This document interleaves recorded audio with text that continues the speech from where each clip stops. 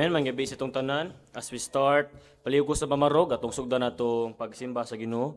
Sa pagampo, ato'y doko atong ulo, ato'y piyong tong mata. As we pray, let's pray. Heavenly Father, we thank you, Lord, sa kagabi mong gihatag, O God. Thank you, Lord, sa matag usa, O God, nga naadri, O Lord, sa mong balay tigumanan, O God, to serve you, O Lord, in spirit and in truth, O Lord. I pray, dear God, karong kagabi, O Lord, nga sa mga Kristohanon, O Lord, sa mga kaigsunan, O God, nga nagpadulong diri sa church, dear Lord, nga imo silang protektahan, O God.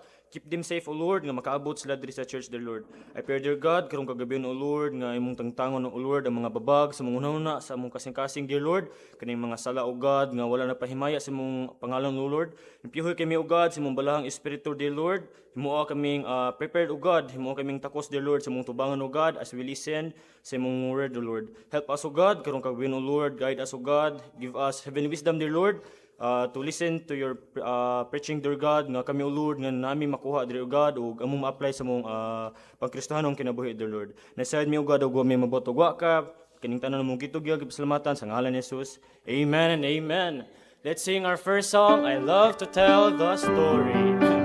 I love to tell the story. Amen. Let's sing on the first verse now. Ready, sing. I love to tell the story of all to things above, of Jesus and His glory, of Jesus and His love. I love to tell the story because I know 'tis true. It satisfies my longings as nothing else can do. I love to tell the story, 'twill be my theme in glory, to tell the old story of Jesus and His love. Second now, I love to tell the story, more wonderful it seems than all the golden fancies of all our golden dreams. I love to tell the story, it did so much for me, and that is just the reason I tell it now to thee. I love to tell the story, to be my theme in glory, to tell the old story of Jesus and His love. Turn now. I love to tell the story, 'tis pleasant to repeat what seems each time I tell it more wonderfully sweet. I love to tell the story, for some have never heard the message of salvation from God's own holy word.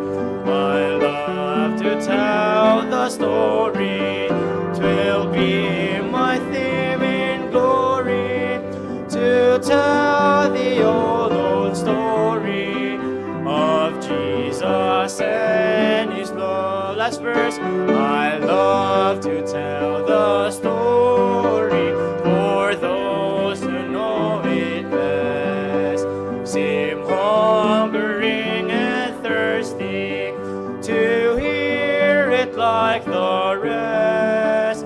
And when in scenes of glory I see the new song, 'twill be the old story that I have loved so long.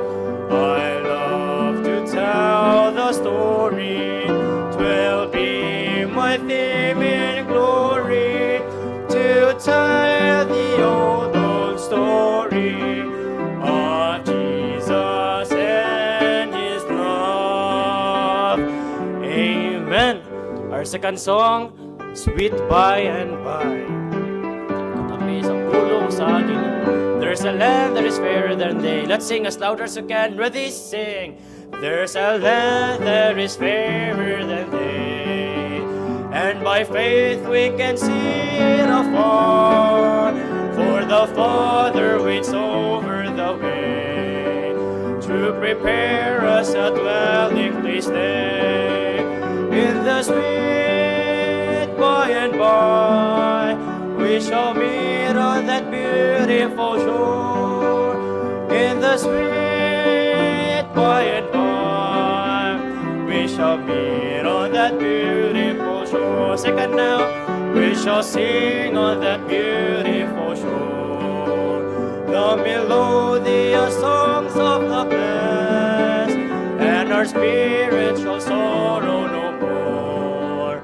Not a sigh for the blessing of rest. In the sweet by and by we shall meet on that beautiful shore. In the sweet by and by we shall meet on that beautiful shore. Last verse now. To our bountiful Father above we will offer our tribute of praise for the glorious gift of His love and the blessings that hallow our days. In the sweet by and by we shall meet on that beautiful shore. In the sweet by and by we shall meet on that beautiful shore. Amen. As we proceed sa third song, ang gihangyo si Brother Romeo Agapay to lead us on our opening word of prayer. Aman, salamat Ginoo nining kagabion. Salamat Diyos karon amahan ani kami ni iglesia. Aron amas pagpinaw si umpulo Ginoo bisan pas paghata usab sa among kalampuan na kay mo Ginoo.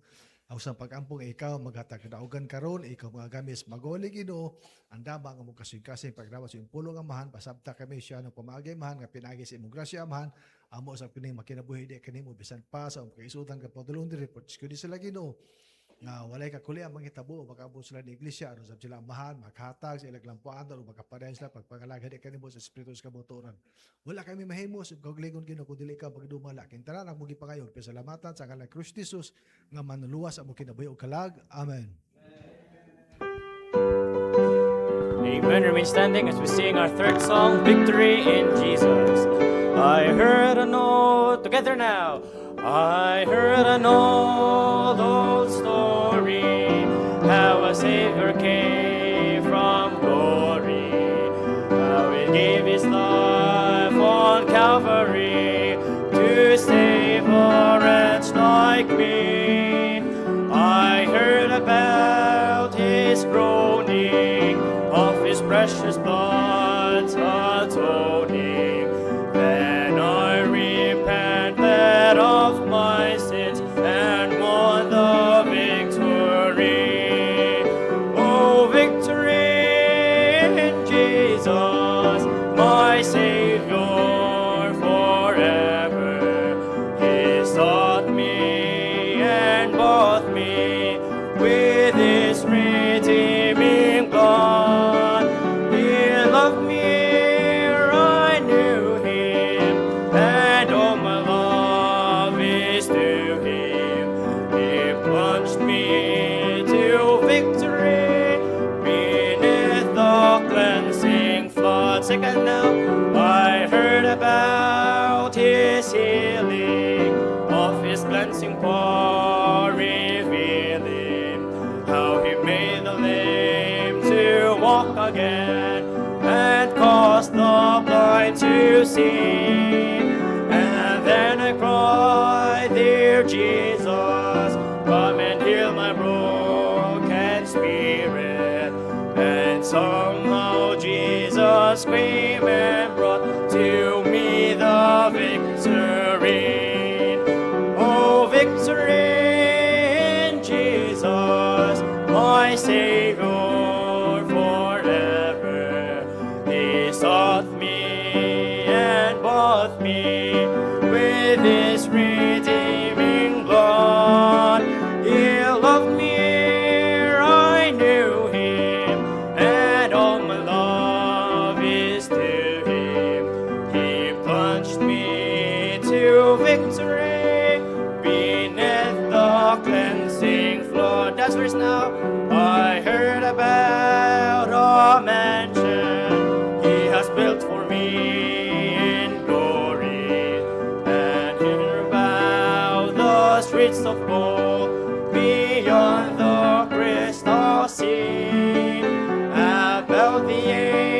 angels singing, and the old redemption story, and songs with they all sing up there, the song of victory.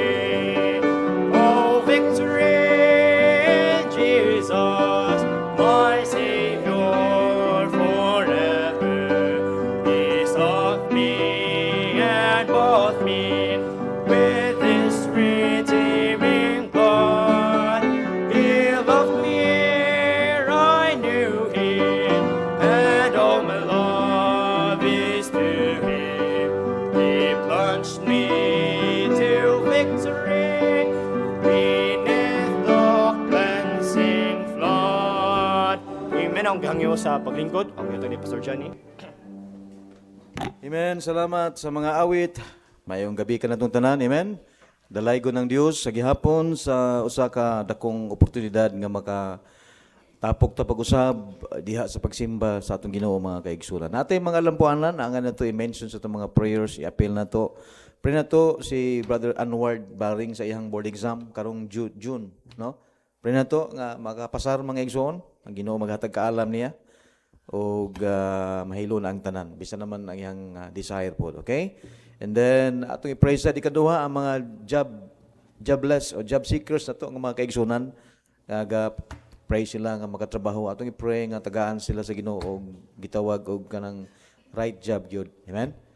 Right job. So, atong i-pray na. And then, sila Sis Annalyn, mo biyahe mo Saturday? Pray na to Sis Annalyn, Brother Darwin, mo biyahe sila padung sa Negros. Balik mo, July na. July. So, pray na to sila nga safety lang. And then, karong Sunday, atong General Fellowship, atong gi-move early. Tungod kay mintas na pa ning duha para ninyo. So, ang most ani ladies o unsa nga group, Brad? Redeem One and also the ladies. So, atong i-pray na nga Ginoo panalangin. And then, i-pray na to ang visa approval ni Cheryl. Wala pa, ma'am? Coming na? Atong i-pray nga ma-approve para nga makalarga na ni. Kay murag na kay balutang naagi siyang desire nga one day makalarga siya, makaapas. Norway to, Norway. So atong i-pray, Ginoo magapahilula sa tanan. Niya wedding ni Renz karong Friday. Akong pagumangkon.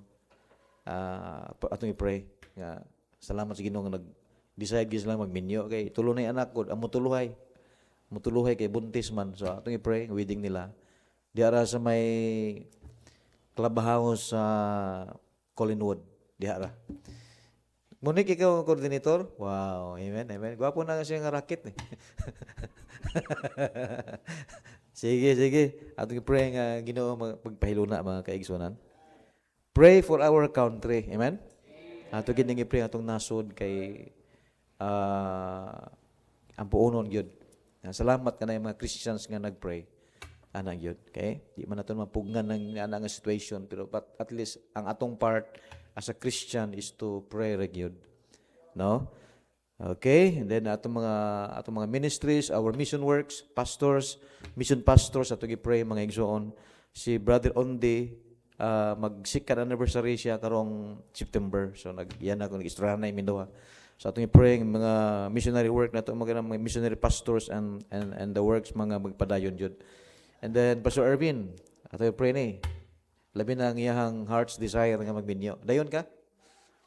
Walang atrasan? Ha? Wala na ginay ko no. Way atras oy. Amen. So pray na to ang pagpangandam ni Pastor Ervin. Basta support na ha. Kita diri mo support yun ta. No? Kinahanglan siya prayer, pero he need cash. Prayer is good. Kaya nag-pray ba? Kaya nakisa itong pastor ngayon sa nga, Amerikano mo ito yung katubang eh. Ingon sa Amerikano, I'm praying for you, pastor. Ingon niya, sir, prayer is good, but we need cash.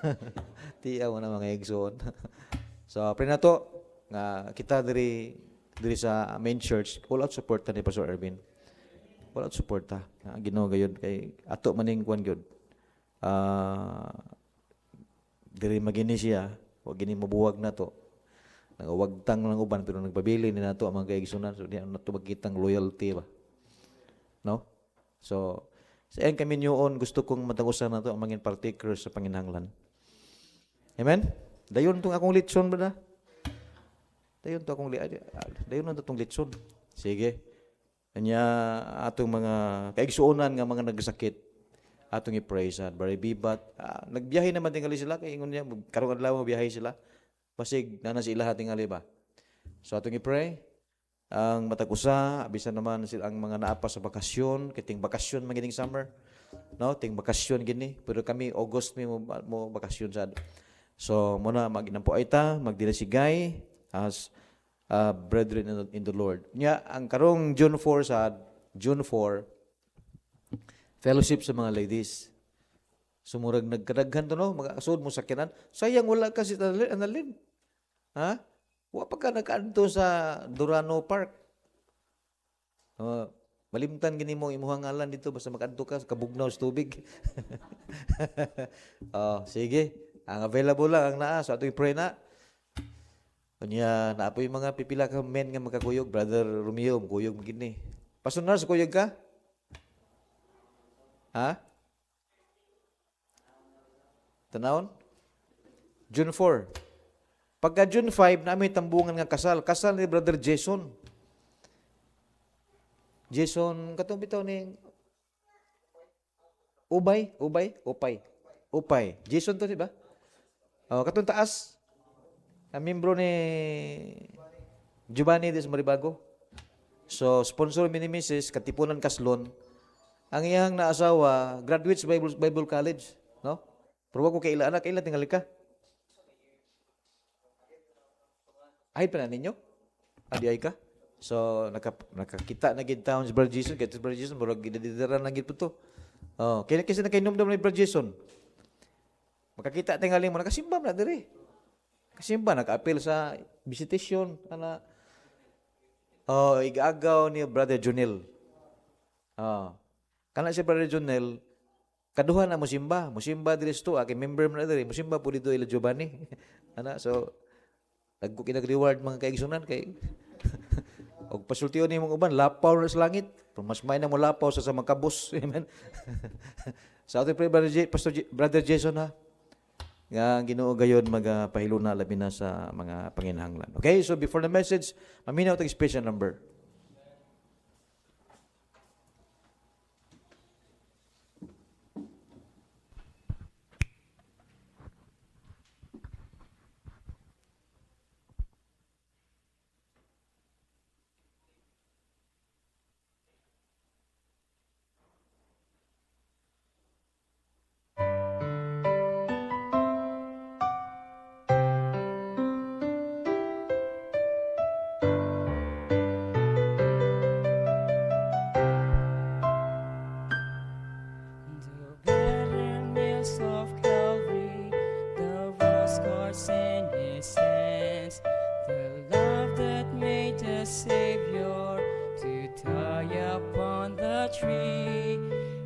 Bless us with His blessings.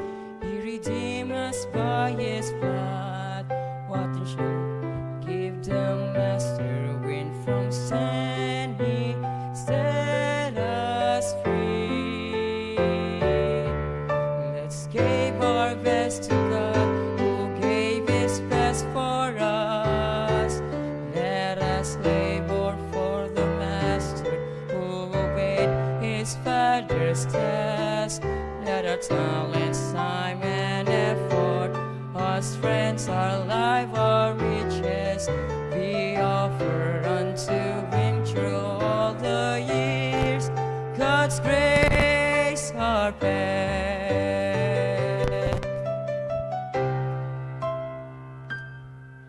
He gave us strength to labor. He gave us what to keep.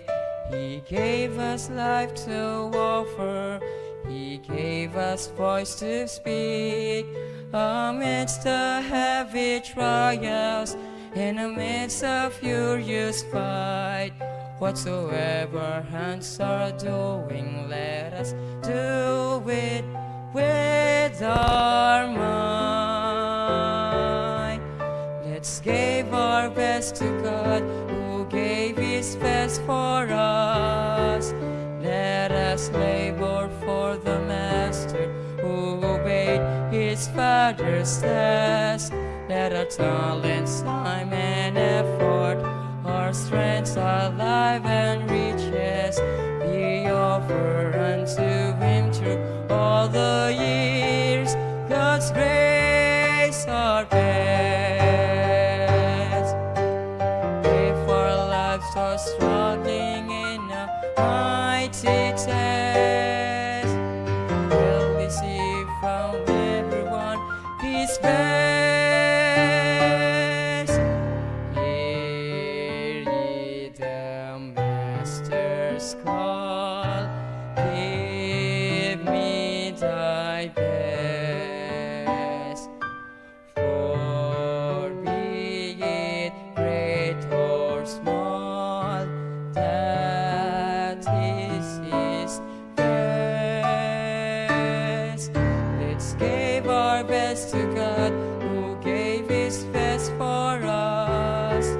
Let us labor for the Master who obeyed His Father's task. Let our talents, time, and efforts, our strength, our life, our riches be offered unto Him through all the years. God's grace our best. Let our talents, time, and efforts, our strength, our life, our riches be offered unto Him through all the years. God's grace our best.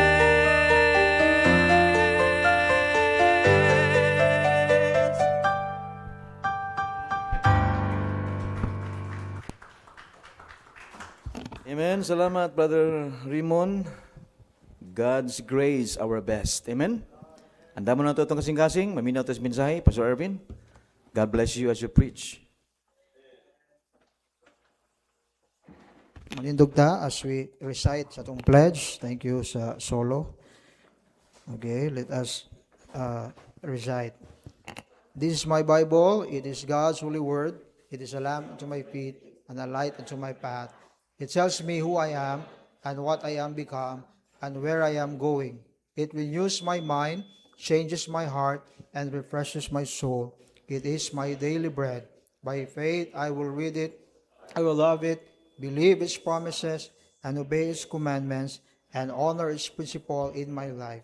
With my Bible as my guide, I will walk by faith and not by sight. Atong ablihan sa Book of Psalms. Thank you, Pastor Johnny, sa privilege. This time, let's open our Bible in Psalms chapter 46, verse number 1. Psalms chapter 46, verse number 1. Okay, Nana, amen? Together, ready, read. God is our refuge and strength, a very present help in trouble. Ito ang if emphasis ang kanang a very present help in trouble. Let us pray, Lord. Salamat, Ginoo, nigdak na sa gabion that we could be able to gather again para sa pagpataas sa imong ngalan. Salamat, Lord, nga naami dakong kay gayunan karon to give our best. Salamat sa Lord nga because of your grace kami nakapadayon, Lord, even sa among mga shortcomings, sa among mga limitations. Ako mi pasalamat, Lord, nga ikaw sa imong grasya kaluoy imo gi allow nga naapag even ining matakna. Salamat, Lord, sa imong protection. Salamat sa blessing. And tonight, Lord, we humble ourselves nga imig tabang your Holy Spirit nga mo giya na mo, Lord, sa pagdawat na mo sa imong pulong nga kini maklaro klaro og tin-aw Ginoo nga makita namo og among maaplikar sa among kinabuhi. I pray, Lord, that your word will give us comfort and continue to equip us, especially, Lord, that we are constantly in a crisis because napaman miskalibutan, there is always a trouble or circumstances, Lord, nga dili na mo kontrolado. Apan salamat, Lord, nga anytime we can have a refuge under your mighty power, Lord. Salamat sa makatawhan nimo nga karon. Bless our fellowship, our prayer requests, and bless the preaching of your word. Kinitanan ang gisalig itugyan kanimo. In Jesus' name we pray. Amen. Thank you. Please be seated. Mga higala igsoon, in the Bible, makita nato diri nga gi-mention sa psalmist or si David nga diin adunay gitawag nga sa atuang kinabuhi dili ta exempted sa mga kalisdanan, no? And kung atong tan-awon sa atong nasod karon mga kaigsunan, di na lang ta mulayo ang lugar na to, ang atong hinigugma nga Pilipinas, we are in crisis, no? And very important ang role sa usa ka Kristohanon, especially nga ang lugar nga Pilipinas na gitawag man ni kuno og Christian nation or majority mga Kristohanon, but we know for a fact nga ang term nga Kristohanon nga gipasabot nila diha kung dili Muslim, Christian. But pila lang gyud ka ang siguro og tinuod nga luwas og tinuod nga naay relasyon sa Ginoo. If you could search sa internet or bisan sa TV, makita sa news nga mauni ang mga main nga crisis karon nga naa sa ato ang nasod. If makita na to sa slide na to, una mga kaigsunan na gitawag nga political and institutional crisis, no? Nga diin sa recent news na to gi-highlights mga kaigsunan nga na ay mga executive o judiciary ng bangga, no, na ay gitawag nga trouble sa Senado, trouble sa mga political parties niya, na pagigitawag nga heightened instability. And time and time again, labi na kanang every time magpasingabot ang eleksyon, mas mo taas gud ang pressure, mas mo taas ang mga panghitabo mga kaigsunan. And kabalo man ta sa itong nasod niya, dili naman ni duha ka color ang maghari, no? Dili man ni red o green, napa yellow, napa, but regardless ato ang mga political nga mga stand, dili ato madinay nga naagi crisis atong nasod, no? And not only political and institutional crisis, na ay gitawag nga energy crisis. Lately, our last week, masiguro to nga na ay mga lugar nga scheduled brownout, kay critical ang mga lugar nga diin taas ang usage sa kuryente. Nga even ang Meralco, even ang Veco, ilahang gihimo ni nga solusyon nga para dili gyud nga nagitawag nga walay shortage sa energy, so ilang i-limit ang paggamit, no, na gitawag nga rotational brownout. Kay kung init kay sana, daghan gyud ang mag-on sa electric fan, daghan gyud ang mag-aircon, so kusog ang konsumo, no? Di pala itong sa unang ating uwan, kay karon super El Nino man kuno, katong ting-uwan gamay ra man kay ang mag-aircon kay tugnaw naman daan. So mauto nga ang mga taga Meralco nagpataas pod og kadang paningil, no? And muna ang gitawag nga apil na siya sa gitawag nga economic crisis or economic pressure. Nga diin na ay mga dili lang ang problema sa kamahal sa krudo, sa gasolina, hasta kamahal sa pamamaliton. In fact, katong paggawas gyud sa balita sa gubat, da ay 200 plus ka mga gasoline station nga nagsirado kay wala nila nakaya ang crisis, no? So usala na siya ang cost sa kanang mga sa services, no? Ang plate nimo ni increase na, no? Ang bills ni increase na, ang pamalito ni increase, and ikaupat ay gitawag nga climate and disaster vulnerability. Ang ingon ganiha, di ba? Tungod kay ang nation na to, ang government focus man sa umaabot nga eleksyon, nag-focus man sa mga political parties, wala na kayo na tutukan ang kaning mga disaster preparedness ba? Mga nga kaning El Nino, di ba? Na ako'y amigo taga Negros siya, pastor, iampo mi diri kay pigado gyud kay ang mga members niya majority mga farmers. Niya karon wala na ulan-ulan. Lisod gyud ang ilang source of income. Niya Di man pila nato diri sa syudad nga daghan man og pamaagi. But dito kay majority farmers man, no? Layo pod sila sa dagat, no? Di pod sila ka flex kanang kuan gen ba? Transition dayon. So kanina ay mga linog, no? Katong niagi adlaw murag na linog. Ay nikalit mag-post sa Facebook. Ay nag-post nga liog, no? Sayang kadali-dali mag-post linog day liog man yang na post. Di ba magdali matag-post, no? Caption din tagdali-dali. Kuna typhoons, flooding, sea level rise, epekto sa climate change. So kaning mga butanga di na to ma-deny nga naa na gid ni. Kaya usan is mga katumanan sa Biblia. Nga kaning ang kalibutan tunawon man ni sa Ginoo nigabot sa panahon, no.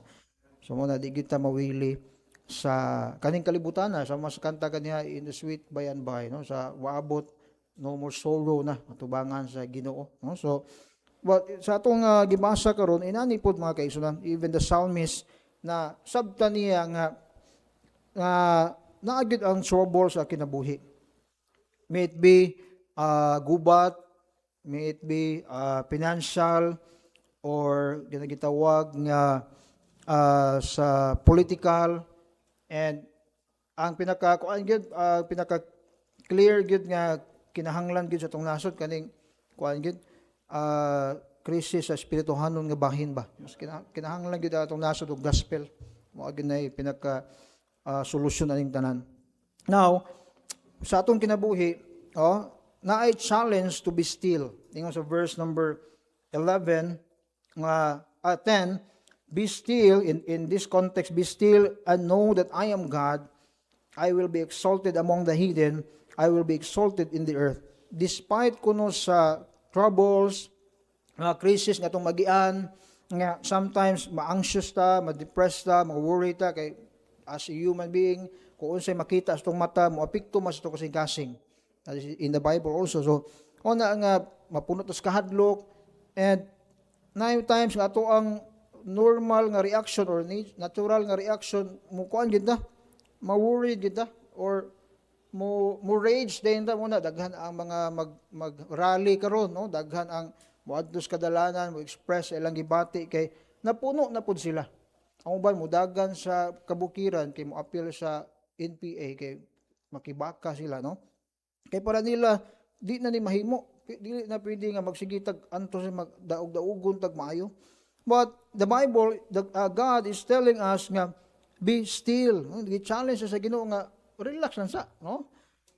Nga even in crisis mga igsoon na ay panalangin, no? Bisan pa man sa mga butang nga dili na to control, kaya atong gibasa lang dili daan a very present help in trouble. Therefore, verse 2, will not we fear, though the earth be removed, and though the mountains be carried into the midst of the sea. Now, ang ato ang mensahe karong gabi una, Christ in time of crisis. Always remember nga bisan unsa pay mahitabo sa tong gobyerno, unsa pay mahitabo sa tuang ekonomiya, unsa mahitabo sa tong komunidad, we have always Christ sa tong kinabuhi. Mao ni ang solusyon sa tanang krisis, solusyon sa tanang trouble. Number 1, we see the timely comfort. Verse number, itong gibasa kaniya sa 10, be still. And verse number 1, siya ang ato ang sandiganan, siya atong kapasilungan, siya atong kusog. And a very present help in trouble. Pila naman katao mga kaigsunan nga diin sa panahon nga naatas sa abundansya, panahon nga nindot atong kahimtang naa sila, but sa panahon nga lisod na, nawala sila sa tuong pananaw. Pila naman nakahigayon na hitabo sa kinabuhi nga na mga tao nga di na ito makontak kung kita na nasa panginhanglanon, kung kita na nasa problema, na mga tao nga di na ito ma-reach out kay tingali hadlok sila nga mangutang ta or sila mismo tabangunon pod. But we praise God because panahon nga natas trouble na ihang tabang kanunay. The psalmist finds security and peace. Kaya naman, kay balo siyang ang Ginoo nagtanaw over us. God watches over us. Kay balo ang psalmist nga ang Ginoo, every time mutawag siya, naa ang tabang sa Ginoo. Available ang Ginoo. God is dependable. Okay? Because God is with us. Tiyam na, in verse number 2, bisan pa kuno ang kalibutan, mahanaw. In verse number 3, bisan pa ang kadagatan mo, taas, musaka, di ba? Pero sandig siya sa Ginoo, makatawag siya sa Ginoo because God is always available. And by the way, God is on time. Amen? Sa panahon nga, mangayo tagtabang, God is always on time. Sometimes we are at the edge, no? Marag na nata sa tumoy-tumoy sa pangpang, nga marag almost mo give up nata kay para na to grabe ang trouble, grabe ang gitawag nga kalisdanan, but mga kaigsunan, we forget to ask God's help sa tong kinabuhi. Kung na yung mga tao nga mo ilang tapuson ilang kinabuhi. Kay wala man sila help, wala man sila paglaom, labi na sa katong kuan gid ba? Wala gid mi tagad sa Ginoo ba. Una ilang nahuna, mao ni ang solusyon akong tapuson akong kinabuhi. No? Una magigsunan, don't be quick to surrender. Don't be quick to decide nga diri na lang ko kutob di na jud ko mopadayon. Oh. Sayon man mga kaigsunan ang muundang, no, pero mas sayon ang mopadayon mga kaigsunan nga motawag ka sa Ginoo. Amen. Don't be quick to judge God. Ang Ginoo gibiyaan ko sige pasagdan ko sa Ginoo. Oh, sometimes we find ourselves nga bitter ta atubanga mo bitter ta sa Ginoo kay murag mingaw man murag wa man ni silent man ang Ginoo sa kong sitwasyon karon. Mga kaigsunan, God's help, God's comfort is always on time. Dili ta niya pasagdan. Help is coming. Always remember nga ang kusog nga atong gikinahanglan is always accessible. Basta mo ampo na sa Ginoo naa gid ang strength. Recharge to God. Muna verse number 2, not fear. Therefore will not we fear. Bisa pagkinsay mulingkod diha sa Malacañang, bisa pagkinsay mahimong Senate President or naa sa House, di ta mahadlo kay ang Ginoo mo natong gitan-aw nga Pangulo. Amen? Siya may source ato ang kusog. He will sustain us, mga igsoon. Muna nga in 2 Corinthians chapter 4, unsa may nahitabo ni Paul in verse 8, 2 Corinthians 4 verse 8, we are troubled on every side, yet not distressed. We are perplexed, but not in despair. Bisan pa man nga kuan siya, pero he is not giving up. Verse 9, persecuted but not forsaken, cast down but not destroyed. Like nang kuano, manak-down ka o manak-out ka. Kung manak-down ka, makabalik pa ka sa duwa, makabalik pa ka sa fight. Pero kung manak-out ka, it may unconscious na ka, katulog kag pila ka segundo, wala na, human na gid ang boxing, human na ang laban.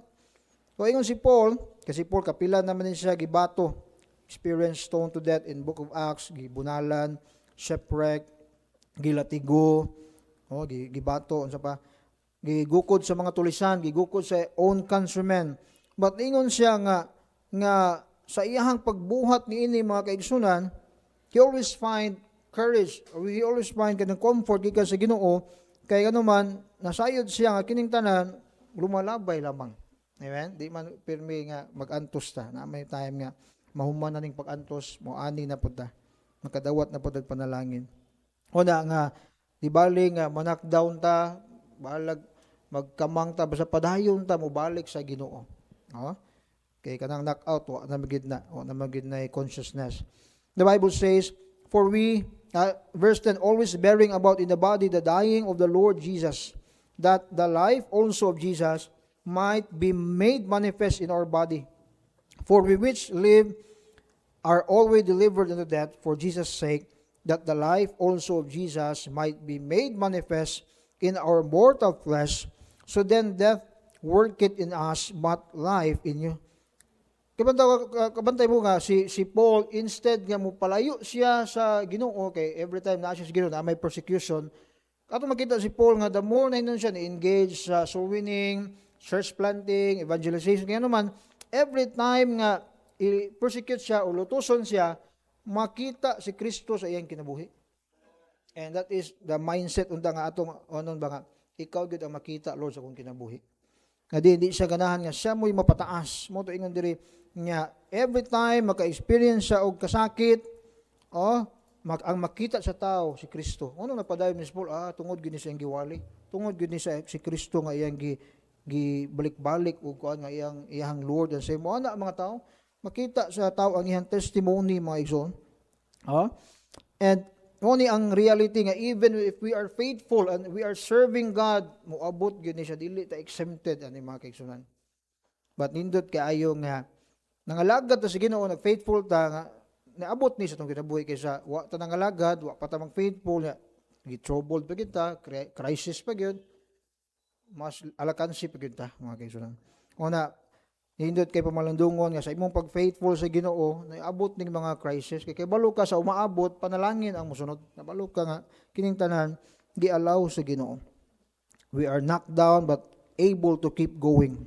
We are hunted down but not abandoned. Mo nahitabo ni Paul. Kasi was si Paul magbalhin sa usa ka lugar. We have here the timely comfort. Amen. Nga diin ang kanay bitong advice, kanay bitong encouragement nga di gid maluma ba. Even sa time sa Old Testament, hanto sa tong time karon naagi hapon ang advice sa Ginoo, ang comfort sa Ginoo. Because God is our refuge and strength. We see here ikaduha, number 1, the timely comfort. Number 2, the trusted commander. Look at verse 7. The Lord of hosts is with us. The God of Jacob is our refuge. Selah. Gibalik ni sa verse number 11, the Lord of hosts is with us. The trusted commander.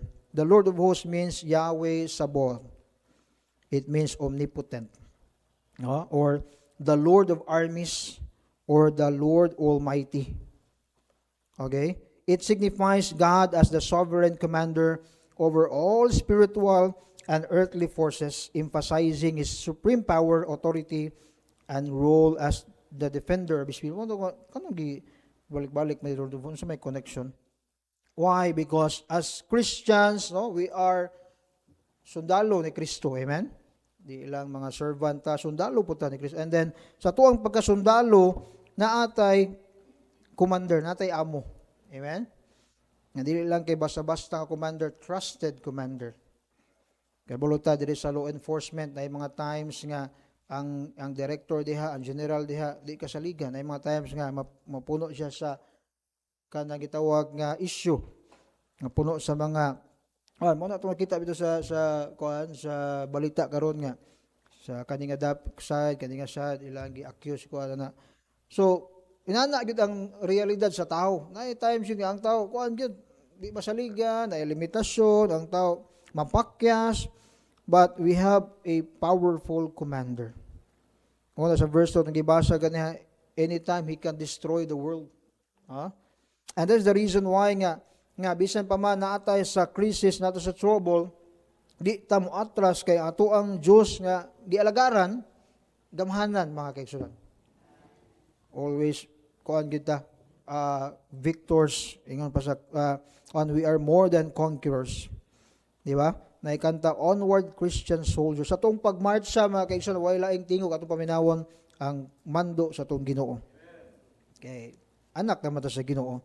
Kaniadto sa wa pa ta na born again atong amahan the devil ingon sa John 8. So karon nga anak na ta sa Ginoo luwas na ka way laing tingog, way laing authority nga atong i-look up ang authority ni sa Ginoo. We are God's people, we look up to His authority.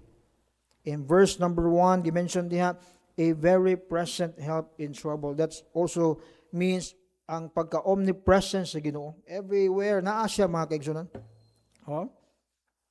Kay, kung naay tao nga nanginahanglag tabang sa Pilipinas, yan na po tao nanginahanglag tabang sa China o sa Amerika, kung ang Ginoo dili omnipresent, di siya gamhanan, dili siya katuman sa iyang pulong mga kaigsunan. Mabita na ay religion nga para nila ang Ginoo dili mahimo nga naa sa laing lugar at the same time. Gilimitahan nila ang Ginoo. Kung ang Ginoo naa sa Pilipinas, naa ra gid sa Pilipinas. So mao na ang ilahang doktrina mga kaigsunan. Our commander will never leave us in war. Amen? Kaya to imagine kung ato ang nasod sa Pilipinas, naabot ta sa crisis niya atong presidente, kung naunag larga. Bye-bye, kamo na bahala diya. ba atong Ginoo siya mag-una kanato mga kaigsoonon.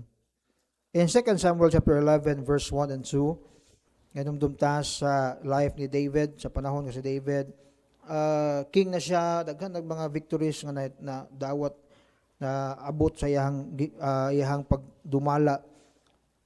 Naabot ang time nga ni-relax siya. 2 Samuel 11 verse 1, and it came to pass after the year was expired, at the time when kings go forth to battle.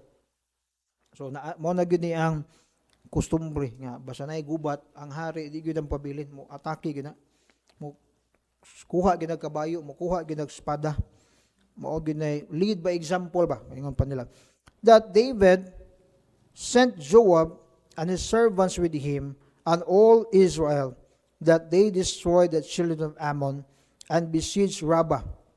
So nana sila yung mga lugar nga napatay napildi na sakop na nila. And nabot ang time mo si David, marang ni-relax siya. Ikaw lang si Adto Joab. Tingali katong lugar nga ilang atakihon, gamay ra. Tingali ilang lugar para niya dili threat ang katong kaaway. So, nagpabilin siya sa templo. Verse number 1, but David tarried still at Jerusalem. Nagpabilin ang hari. Verse 2, it came to pass in an evening tide that David arose from off his bed, and walked upon the roof of the king's house. And from the roof he saw a woman washing herself, and the woman was very beautiful to look upon. Now, we know the story, mga kaibigan. Naibog siya ni Bathsheba. Natintal siya. Kaya naman, kung wala pa siya napabilin sa iyang palasyo, adto pa siya sa gubat, dili unta siya makita ni Bathsheba nga naligo. And that is why nga si David nakakumit og sala sa Ginoo magison. He committed adultery, fornication, murder kay iya man yung gibuhatag pamaagi nga iya gibuhatag nga justification nga iyaha gyud si Bathsheba.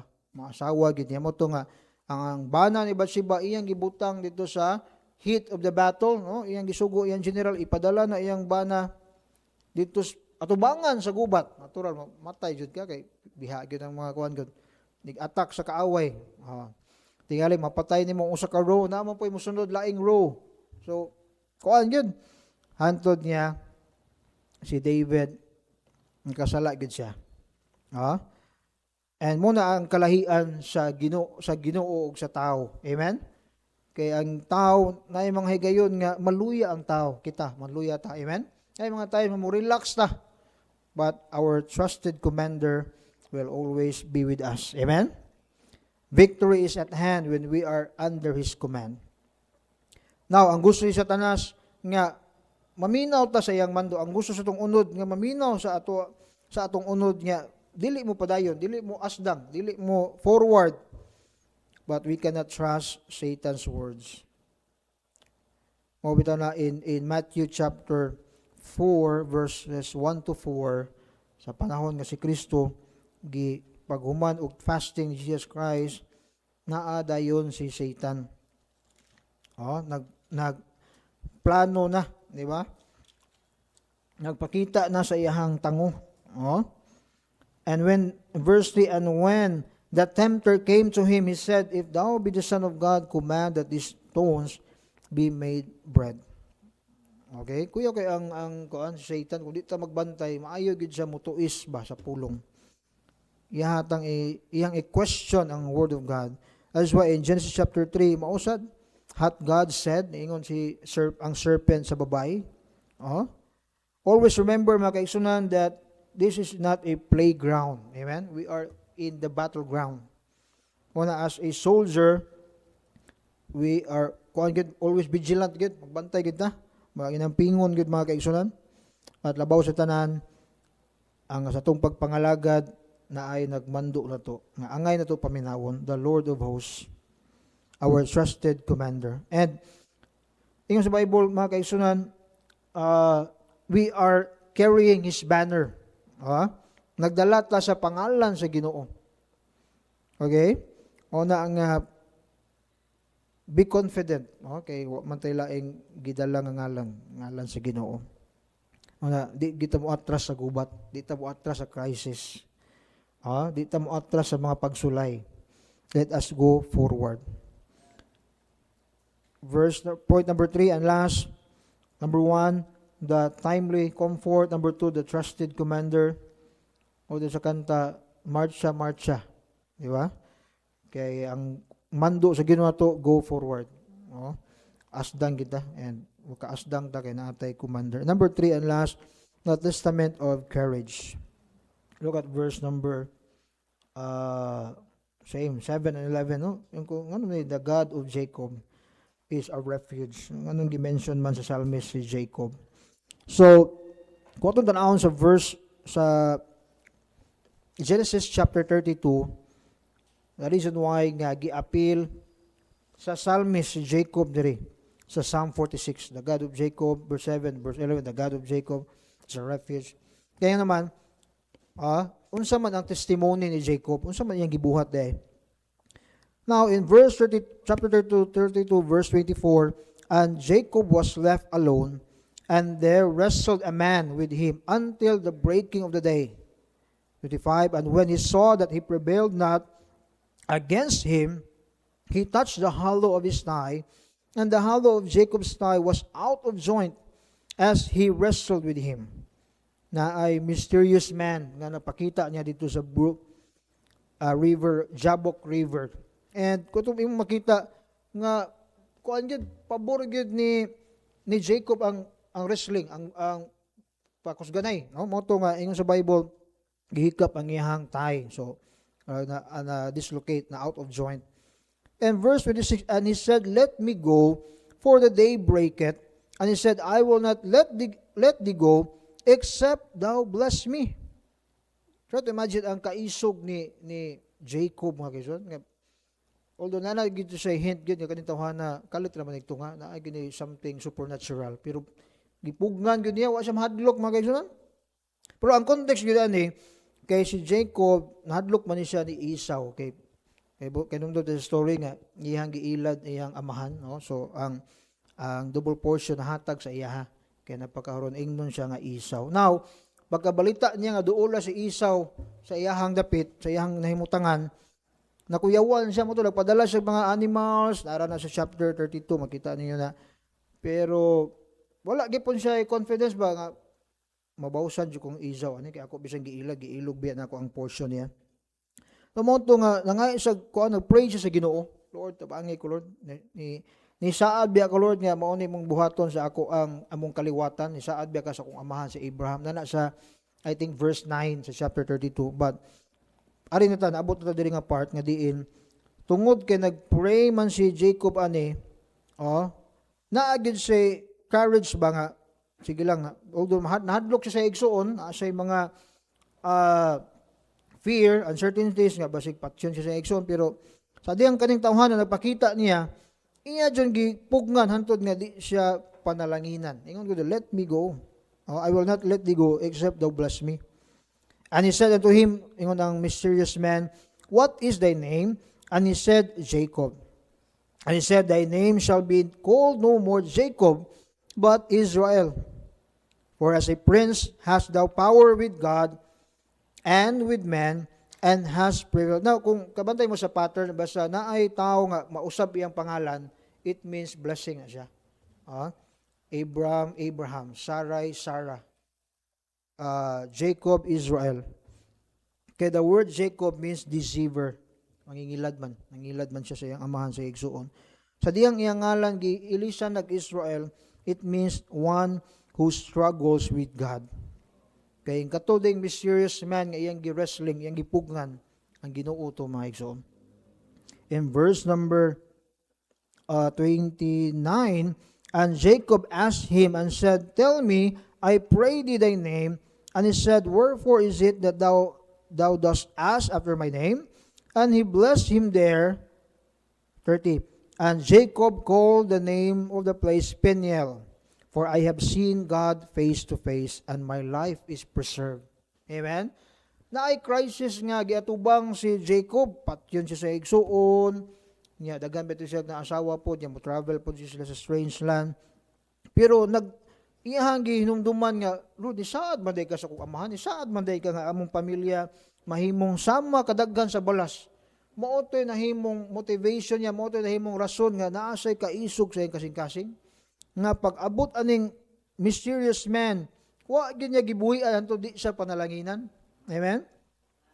And this is also a parallel sa gihimo ni Kristo nga nagpakatao si Kristo. Ang Ginoo nagpakatao.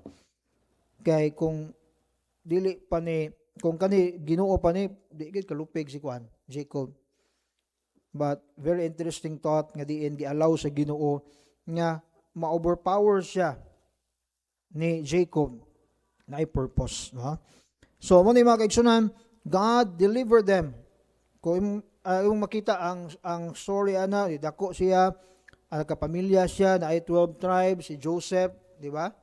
Kung unsay gibuhat sa Ginoo kang Joseph, no? Gi-preserve niya si Joseph, nahimo siyang second man sa Egypt, gi-preserve niya ang mga tao dito kay nakapundo siya pagkaon. Tanan na ay kuan gid panalangin gikan sa Ginoo. God delivered them through the famine in Egypt. Muna, we do not fear, mga dili nato i-allow nga ma-overcome tas kahadlok. Muna, mga ato yung ipakita nga isog kita, amen? Kaya naaman tayo mga testimony diri nga atong gibasihan. Kaya kung wala ni nahitabo sa life ni Job, wala ni mahitabo sa life ni Paul, wala tayo kapanaminan karong panahon na, no? Wala tayo makuha ag lesson ba? But we see here that nahitabo ni sa life ni Elijah, natabo ni sa life ni David, sa dihang nakigkontra siya sa champion nga si Goliath, natabo ni sa life ni Joseph.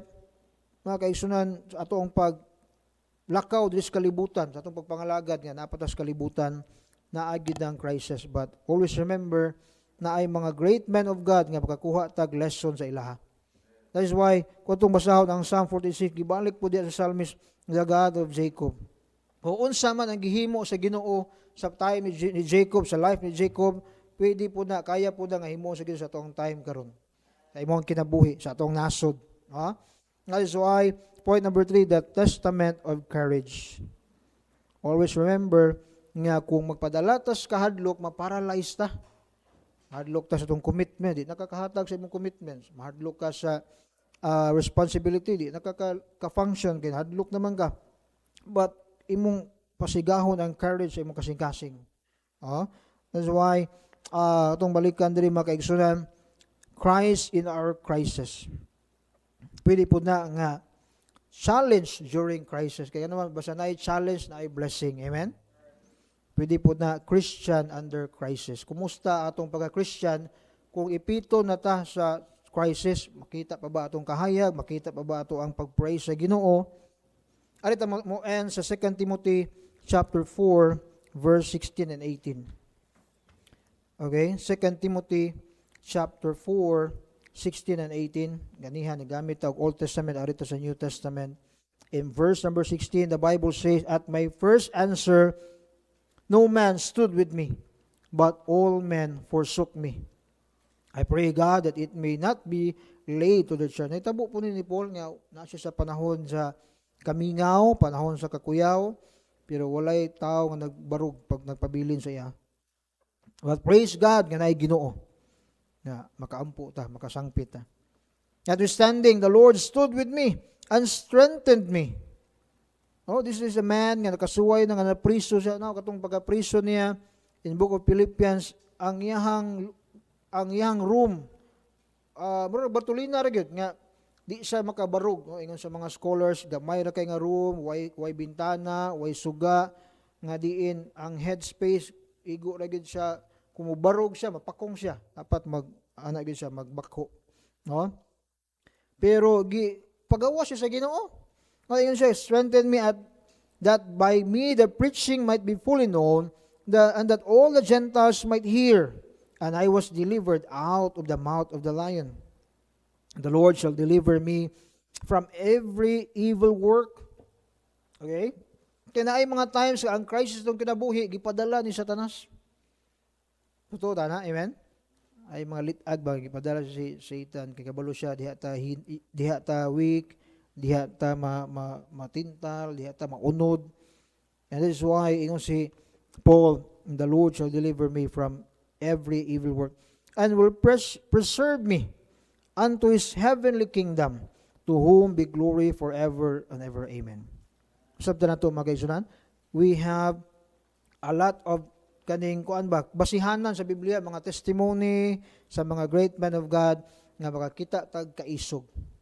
Kung tanaw na nato ang life ni Job, makita kita kaisog dito, makita kita motivation. Okay, wa man gyud siya ni give up despite sa iyang crisis, iyang challenge. That is why mga kaigsunan, always remember na ata sa crisis karon, na ata sa trouble na napagay mo abot ani nga mas grabe pa gyud. Kay ingon naman sa Biblia, but always remember na ay Kristo panahon sa crisis. O bisag walay crisis na agit ang Ginoo pirmi. A timely comfort, the trusted commander, and the testament of courage.